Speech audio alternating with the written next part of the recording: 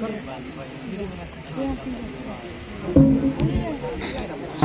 السلام ورحمۃ اللہ وبرکاتہ. الحمدللہ رب العالمین وصلی اللہ علی سید الانبیاء والمرسلین وعلى جميع الانبیاء والمرسلین وعلى الملائکۃ المقربین وعلى آلہ واصحابہ اجمعین. ان اللہ وملائکتہ یصلون علی النبی یا ایھا الذین آمنوا صلوا علیہ وسلموا تسلیما. اللهم صل على سيدنا مولانا محمد على حبيبك سيدنا محمد وعلى آله وأصحابه أجمعين. عظيم المرتبة جليل القدر جميع علماء الكرام وارثين علوم المصطفى صلى الله عليه وسلم وخطيبان الإسلام بزرگان ملت أدام الله فروضهم العالية قابل قدر جميع سامعین کرام حفظهم اللہ تعالی. ہم پر اللہ پاک کا بہت احسان ہے کہ اس نے ہمیں مجلس غوث العظم رضی اللہ تعالیٰ عنہ کی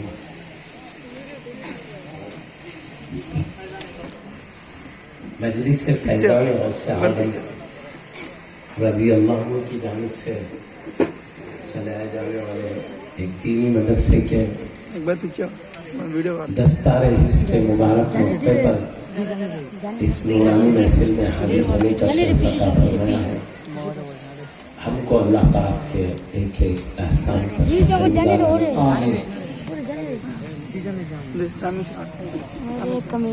میں اپنے بزرگوں کے حکم کی بجاوری کے لیے اور شہادت مندی کے حصول کے لیے کچھ ذکر شریف عرض کر کے اپنی بات کو سمجھ لیتا ہوں. قرآن کریم یہ اللہ کا کلام ہے. اس کی عظیم شان ہے کہ اس کلام شریف کو بغیر سمجھے ہی صحیح بغیر سمجھے بھی پڑھتے ہیں تو اللہ پاک کی رحمتوں کا نزول شروع ہو جاتا ہے. اور ملائکہ کرام ہر حرف کے بدلے 10 نیکیاں لکھنا شروع کر دیتے ہیں. سبحان اللہ. بے شک ابھی کچھ سمجھا اس کا مطلب نہیں سمجھا ہے. مراد پڑھنے والے ہیں بس پڑھ رہا ہے تو نوازش شروع ہو جاتی ہے. اور کلام شریف کی عظمت و شان کا یہ عالم ہے کہ جب آدمی گناہ کرتا ہے تو ایک ایک گناہ کے بعد ایک ایک کالا ٹکا دل پر پڑتے جاتا ہے. جب گناہ بہت ہو جاتے ہیں پورا دل کالا ہو جاتا ہے. کالا بھی ہو جاتا ہے سخت بھی ہو جاتا ہے. اس پر کوئی نصیحتیں اثر نہیں کرتی. جیسے کہ سخت پہاڑ پر اگر پانی برستا ہے تو پانی لینے کی صلاحیت پہاڑ میں ختم ہو جاتی ہے. اس سے نہ پودے نکلتے ہیں نہ درخت نہ اس میں پھل نکلتے ہیں نہ پھول نکلتے ہیں. پانی برستا ہے لیکن سخت پتھر اس کو جذب نہیں کر پاتا بہ جاتا ہے. یہی حال اس دل کا ہو جاتا ہے جو سیاہ اور سخت ہو جائے. اللہ پاک اور اس کے حبیب کی پیاری پیاری نصیحتیں بھی اثر نہیں کرتی اور کوئی خوف الہی کی باتیں اس کے قلب میں قبولیت کا شرف نہیں پا سکتی. اب ایسے وقت میں قلب کا علاج کیا کیا جائے؟ اللہ کے حبیب صلی اللہ علیہ وسلم نے ارشاد فرمایا جیسے لوہا زنگ آلود ہوتا ہے دل بھی ایسے ہی زنگ آلود ہو جاتے ہیں گناہوں کی وجہ سے. اس کا زنگ یہ ہے کہ دل کالے پڑ جاتے ہیں سخت ہو جاتے ہیں. اور لوہا جب زنگ آلود ہوتا ہے تو اس زنگ کو پانی کے ذریعے دور کیا جاتا ہے. جب پانی سے دھویا جائے تو زنگ صاف ہو جاتا ہے. تو یہ دل کا زنگ دور کرنے کے لیے اس کی سیاہی کو دور کرنے کے لیے جو کالا رنگ والا ہو چکا ہے اس کی کالی رنگت کو دور کر کے چمکانے کے لیے اور جو سخت ہو گیا ہے اس کی سختی کو دور کر کے نرم بنانے کے لیے اللہ کے حبیب صلی اللہ علیہ وسلم نے ایک دوا ارشاد فرمایا ہے کہ قرآن کریم کی تلاوت سے دل کا زنگ ایسے دور ہو جاتا ہے جیسے پانی سے لوہے کا تنگ۔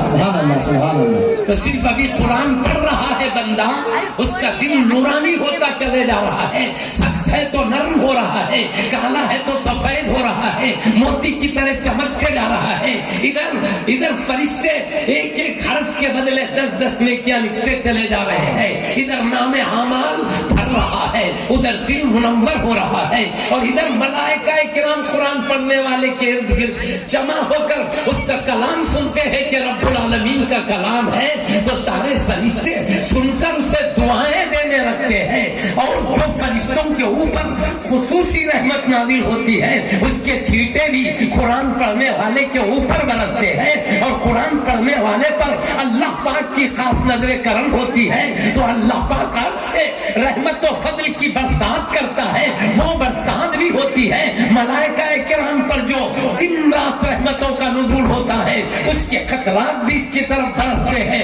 اور اللہ کے حبیب صلی اللہ علیہ وسلم نے فرمایا قرآن چونکہ اللہ کا کلام ہے، اللہ کی باتیں ہیں، اس لیے بندہ جب تک قرآن پڑھتے رہتا ہے اس وقت تک اللہ سے باتیں کرتے بیٹھنے آتا ہے۔ یہ کوئی معمولی دولت نہیں ہے۔ اب جو صرف قرآن پڑھ رہے ہیں ان کا یہ حال ہو، جو قرآن کو یاد کرتے ہو ان کا کیا حال ہو؟ کیا بات ہے! قرآن کو یاد کرنے والوں کی عظمت و شرف کا کیا مقام ہوگا، اللہ کے پاس ان کا کیا مقام ہوگا۔ صرف یہ پڑھ رہے ہیں تو رب العالمین کی نوازش مختلف طریقے سے مالا مال کر رہی ہے۔ یاد کرنے والوں کو مت پوچھو، وہ ایک آیت کو تقریباً 40 مرتبہ 50 مرتبہ دوہرا کے پڑھتے رہتے ہیں۔ اب بتاؤ تھوڑا پڑھ لو تو دل منور ہو جاتا ہے۔ یہ حافظان قرآن ایک آیت کو 50 بار اس سے زیادہ پڑھتے ہو، ان کے دلوں کی نورانیت کا کیا حال ہے؟ یہ نورانی دل بھی ہوتے ہیں، یہ چمکدار روح والے بھی ہوتے ہیں۔ حافظان قرآن کی نگاہ بھی صاف ستھری ہوتی ہے، قلب بھی صاف ستھرا ہوتا ہے، روح بھی صاف ستھری ہوتی ہے، کیونکہ کلام اللہ پڑھتے پڑھتے ان کا سارا بدن نورانی بن جاتا ہے، ان کی روح نورانی بن جاتی ہے، ان کا ذہن و فکر نورانی بن جاتا ہے، یہ بااخلاق ہو جاتے ہیں، یہ شرف والے ہو جاتے ہیں، سعادت مند بن جاتے ہیں۔ قرآن یاد کرنے والوں کیا مت پوچھو۔ معزز سامعین کرام، میں تھوڑے ٹائم میں چند باتیں عرض کرنا، میں تفصیل میں نہیں جاتا، 1-2 باتیں ہی بات کر دیتا ہوں۔ خالی ابھی ایک لڑکا ہے قرآن پڑھنے گیا ہے استاد محترم کے پاس، ابھی حفظ نہیں کر رہا ہے، خالی پڑھنا سیکھ رہا ہے، ابھی اس کو قرآن سیکھنے کے لیے گیا ہے، ابھی یاد بھی نہیں کر، اس وقت بھی اس کا وہ مقام ہے۔ میں آپ کو ایک قصہ سناتا ہوں جو حضرت امام غزالی رضی اللہ عنہ نے بیان فرمایا کی کتاب میں۔ حضرت سیدنا عیسیٰ روح اللہ علیہ السلام جو اللہ کی عظمت اور عفت والے پیارے نبی بھی ہے، پیارے رسول بھی ہے، ان کو روح اللہ بھی اللہ نے کہا ہے، کلمت اللہ بھی کہا ہے، اللہ کے انتہائی مقرب بندے ہیں، انتہائی عظمت والے نبی ہے، اعلیٰ درجے کے رسول ہیں۔ اللہ پاک کے پاس ان کا بہت اونچا مقام ہے، صاحب موجودات و صاحب کمالات ہیں۔ آپ تشریف لے جا رہے ہیں، جاتے جاتے راستے میں خبر ملی، خبر کے اندر ایک آدمی کو دیکھا آگ کے شعلوں میں جل رہا، چیخیں مار کے رو رہا۔ آپ نے دیکھا جیسا کیا تھا ویسی سزا پا، دنیا میں اللہ کی نافرمانی کرتا تھا، اپنی خواہش کے مطابق زندگی گزارتا تھا، اب قبر کے اندر اس کی مرضی نہیں چلتی ہے، رب کی مرضی چل رہی ہے، عذاب میں گرفتار۔ ایک بات سنو، ہم دنیا میں اللہ کی مرضی کے مطابق زندگی گزارے، خبر میں اللہ ہماری مرضی کے مطابق نوازش فرماتا ہے، محشر میں ہماری مرضی کے مطابق نوازش کرتا ہے۔ اور اگر ہم یہاں اللہ کی مرضی کو چھوڑ کر اپنی مرضی کے مطابق زندگی گزارتے ہیں، خبر میں اللہ کی مرضی کے موافق رہنا پڑے گا، وہاں اپنی مرضی نہیں چلے گی۔ اس لیے چاہتے ہیں اپنی مرضی کے موافق خبر میں نوازش ہو، محشر میں نوازش ہو، اللہ کے پاس اعلیٰ مقامات ملے، قرب الہی ملے، صرف ہم کو اپنی زندگی رب کی مرضی کے موافق گزارنا ہے۔ قرآن کے بتائے ہوئے طریقے پر، احادیث شریفہ کے बताए रास्ता। यही तरीका हमारी नजात और कामयाबी का। ये 60-70 साल 150 साल दुनिया की जिंदगी, रूह निकलती है तो मालूम होता है ख्वाब था, खत्म हो गया, हम ख्वाब देख रहे थे। असल जिंदगी पाक की जिंदगी है जो आने वाली, उसके लिए हमें कोशिश करना चाहिए। लेकिन इसने आखिरत की परवाह नहीं की, अपनी मर्जी के मुताबिक जिंदगी गुजारा, मरते ही अज़ाब इलाही ने खेल लिया। हजरत ईसा अलैहिस्सलाम ने आग के शोलों में जलता हुआ देखे, आगे बढ़ गए, आगे चले गए, फिर अपने काम से फारिग हुए, वापिस फिर पलट आए। तो जिस खबर की तरफ से गए थे उसी खबर की तरफ से वापिस लौटे तो क्या देख रहे हैं? जो मुर्दा आग के शोलों में जल रहा था, चीखे मार मार के रो रहा था, वही बंदा देख रहे हैं अल्लाह ने जन्नती फर्श उसके लिए बिठाया है, जन्नती लिबास उसको पहना दिया है। अल्लाह ताला की तरफ से खास रहमतों का नुज़ूल हो रहा है, अज़ाब क़ब्र खत्म हो गया है। अब ये बंदा अल्लाह की नेमतों में खुशियां मना रहा है। हजरत ईसा अलैहिस्सलाम ने अल्लाह से अर्ज़ की, परवरदिगार मैं जा रहा था तो तेरा ये बंदा तेरे गज़ब का शिकार था, तेरे अज़ाब का शिकार था, आग के शोलों में जल रहा था। मैं जाकर वापिस पलटा हूँ तो देख रहा हूँ तेरा गज़ब खत्म हो गया है, तेरा अज़ाब खत्म हो गया है। अब तेरी रहमतों की बरसात में नजर आ रहा है, तेरी खास नजर इनायत में नजर आ रहा है। परवरदिगार इतने वक्त में क्या फर्क पड़ गया जो अज़ाब से ये बंदा जो तेरे गज़ब और अज़ाब में फंस गया था, तेरी रहमत की बरसात कैसे शुरू हो गई? तो अल्लाह पाक ने वही के जरिए हजरत सैयदना ईसा अलैहिस्सलाम को फरमाया, प्यारे ईसा ये आदमी हमारा नाफरमान बंदा है, इसीलिए उसको अज़ाब में गिरफ्तार कर दिया गया। लेकिन मेरे प्यारे नबी, मेरे लाडले रसूल, बात ये है तुम अभी उधर गुजर रहे थे, ये जब मर रहा था शख्स, उसकी बीवी के पेट में एक बच्चा था, उसके बीवी के पेट में एक बच्चा था। इसके मरने के बाद वो बच्चा पैदा हुआ, मरने के बाद बच्चा पैदा हुआ और बड़ा इस लायक हुआ, चल फिर सके, पढ़ लिख सके, इस लायक हुआ तो उसकी माँ ने उसको दीनी मदरसे में शरीक कराया। उस्ताद मोहतरम के पास उसको हाजिर करके कहा, मेरे बच्चे को कुरान की तालीम दीजिए। तो ये बच्चे को माँ ने ले जाकर दीनी मदरसे में शरीक किया। और जब तुम जा रहे थे उस वक्त तक ये बच्चा अपने उस्ताद मोहतरम के पास, आलिम शरीयत के पास हाजिर नहीं हुआ था। लेकिन ये गुनाहों की पादाश में ये आदमी जल रहा था। लेकिन आपके जाने के बाद उस वक्त इस बच्चे की माँ ने, जो इस आदमी का लड़का इसके मरने के बाद पैदा हुआ है, इसकी माँ ने लाकर पढ़ने के लिए उस्ताद के पास शरीक किया। तो उस्ताद मोहतरम ने कहा, बेटा पढ़ो, बिस्मिल्लाहिर्रहमानिर्रहीम, अल्लाह के नाम से शुरू, जो बेहद मेहरबान निहायत रहमत वाला। अब ये पढ़ रहा है अल्लाह का कलाम, अल्लाह का नाम लेकर, अल्लाह का नाम लेकर। कलाम पढ़ने से पहले अल्लाह के नाम से शुरू करना है। तो ऐ मेरे प्यारे रसूल, मेरे लाडले नबी, इसका बच्चा उस्ताद मुहतरम के पास, एक दीनी आलिम जलील के पास मुझे रहमान और रहीम के नाम से याद कर रहा था। अल्लाह के नाम से शुरू, जो बेहद मेहरबान रहमत वाला। तो है मेरे प्यारे नबी, इस आदमी का लड़का जमीन पर मुझे रहमत वाला, करम वाला कह के मुझे पुकार रहा है। तो मुझे गवारा नहीं हुआ कि जिसका बेटा मुझे जमीन पर रहमत और रहीम के नाम से याद करे, उसके बाप को मैं कब्र में अज़ाब दूं। इसके बेटे से मेरा नाम अदा हुआ, मैंने फरिश्तों को हुक्म दे दिया, इसके बाप से अज़ाब उठा लिया जाए। नारे तकबीर, नारे तकबीर, नारे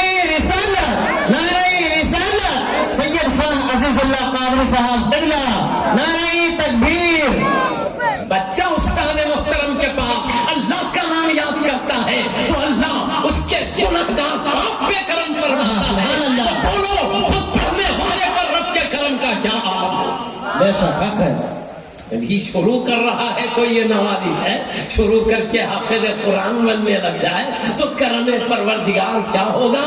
معزز صاحب کرام، میں ایک حدیث شریف حافظان قرآن کی شان میں عرض کر دیتا ہوں۔ ارشاد۔ پیارے نبی محمد رسول اللہ صلی اللہ علیہ وسلم نے ارشاد فرمایا، قیامت کا دن ہوگا تو اللہ تعالی حافظان قرآن کے ابا اور امی کے سر پر نور کا تاج رکھے گا۔ سبحان اللہ۔ اور کیسے نور والا تاج؟ اللہ کے حبیب صلی اللہ علیہ وسلم فرماتے ہیں وہ ایسا نورانی تاج ہوگا جنت کا جس کی روشنی اتنی تیز ہوگی، عزت کے لیے جو تاج حافظ قرآن کے ابا امی کے سر پر اللہ رکھے فرشتوں کے ذریعے سے، اس کی روشنی اتنی زیادہ ہوگی، اس کا نور اتنا اعلیٰ ہوگا کہ پیارے نبی صلی اللہ علیہ وسلم فرماتے یوں سمجھو کہ سورج تمہارے گھر میں آ جائے تو کیا روشنی ہو سکتی ہے؟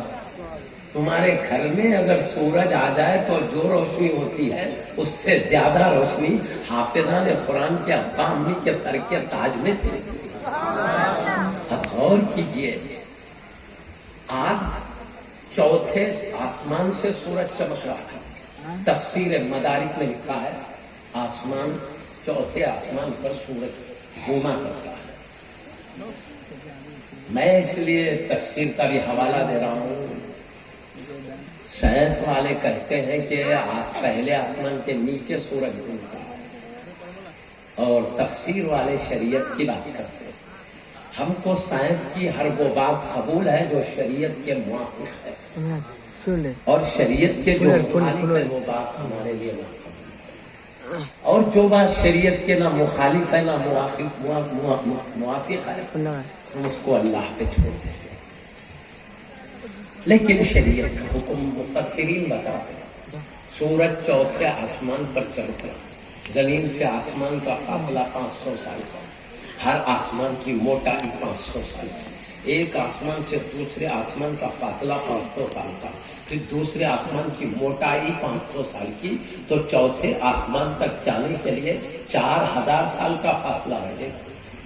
4000 سال کے فاصلے سے سورج چمک رہا ہے، تو جب دوپہر کا وقت ہوتا ہے تو بڑے بڑے روشنیاں اس کے سامنے گم ہو جاتے ہیں، صرف سورج کی روشنی نظر آتی ہے اور کئی بڑے سے بڑے گولے کی کوئی روشنی نظر آتی ہے۔ تو چوتھے آسمان سے سورج چمک رہا ہے تو اس کی روشنی کا یہ عالم ہے، ہر روشنی گم ہے تو وہ چوتھے آسمان سے نکل کر ہمارے گھروں میں آ جائے تو کیا روشنی ہوگی؟ آنکھ ٹک نہیں سکے گی وہ روشنی ہوگی۔ گھر میں اگر سورج آ جائے آنکھ نہیں ٹک سکتی ہے اسی روشنی کے سامنے۔ اللہ کے حبیب صلی اللہ علیہ وسلم فرماتے ہیں اس سے زیادہ روشنی حافظان قرآن کے ابا امی کے عظمت کی خاطر، ان کی شان اور عزت کے اظہار کے لیے اللہ پاک جو نورانی تاج پہنائے گا، اس روشنی سے بڑھ کر ان کے تاج کی روشنی ہوگی۔ تو اللہ کے حبیب صلی اللہ علیہ وسلم ارشاد فرماتے ہیں اب غور کرو ان کے ابا امی پر، اس لیے جو نورانی تاج ہے کہ یہ حافظ قرآن کے ابا امی ہے۔ جب حافظ قرآن کے ابا امی ہے اس لیے ہے تو خود حافظ قرآن پر رب العالمین کی کرم کا کیا عالم ہوگا؟ یہ پیارے نبی کہتے تم غور کر لو کیا مقام ہوگا۔ سبحان اللہ، سبحان اللہ،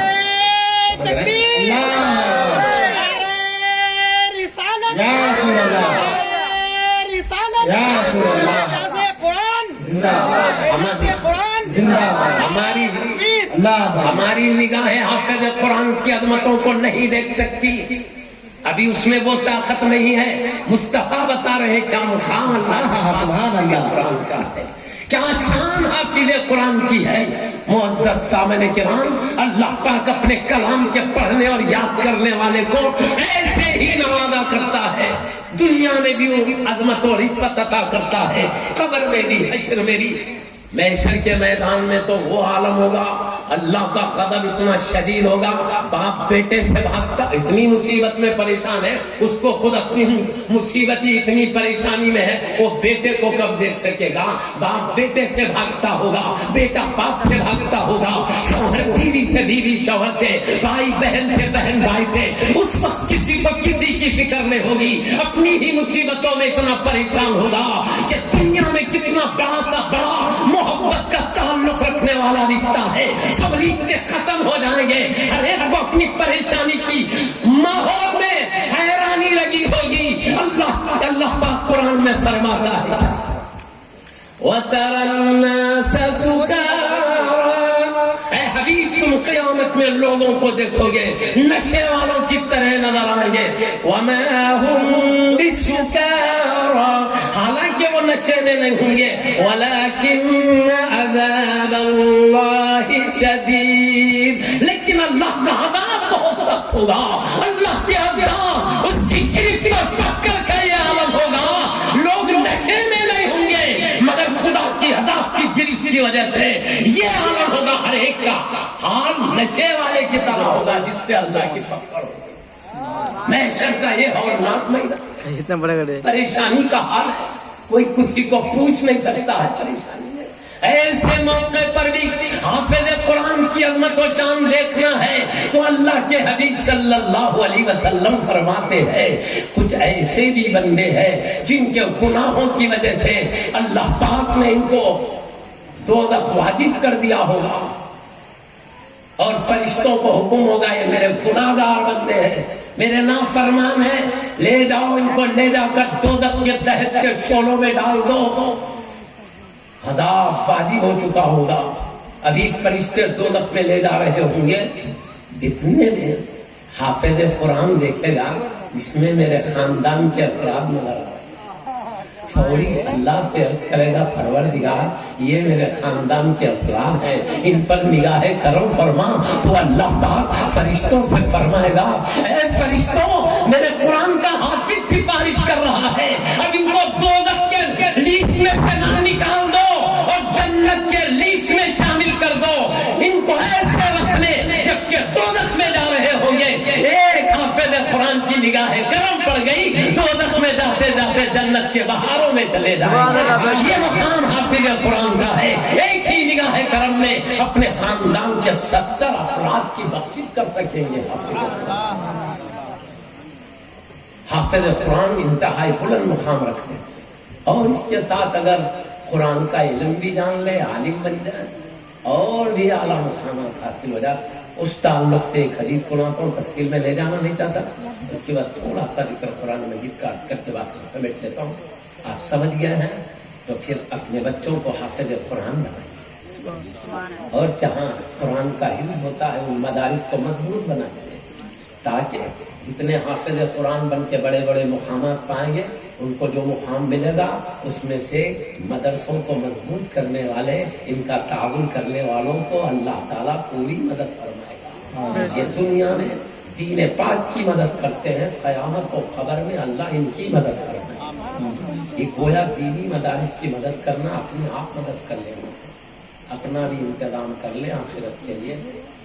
تو معزز سامعین کرام اپنے بچوں کو حافظ قرآن بنائیے، عالم جلیل بنائیے، اور دینی مدارس کا جتنا ہو سکتا ہے اپنے سے تعاون کر کے اللہ کے محبوب بندوں کی لسٹ میں نام شامل کر لیں، اور ایک کوئی بھی